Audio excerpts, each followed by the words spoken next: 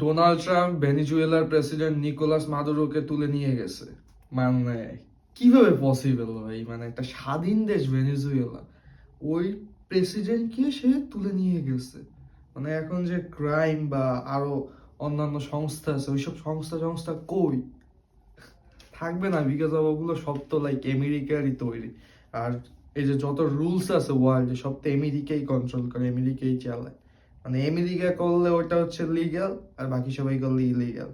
যেমন Russia just একটু ইউক্রেনকে আক্রমণ করছে, তাতেই সবকিছু দিয়ে রাশিয়া ব্যান্ড সাসপেন্ড। বাট এই আমেরিকা যায়, মানে একটা প্রেসিডেন্ট, স্বাধীন একটা দেশ, ওই দেশের প্রেসিডেন্ট এই যে তুলে নিয়ে গেছে, এগুলো লাইক মানে আমেরিকার কিছুই হবে না, nothing impact on USA. But অন্য সব কান্ট্রি হলে কি হতো? বাই চান্স ইরান যদি এমন একটা কাজ করতো অন্য কোনো দেশে, তাহলে কি হতো? আপনারাই মানে বিচার করেন বা জাজ করেন যে হোয়াট হ্যাপেন রাইট নাও।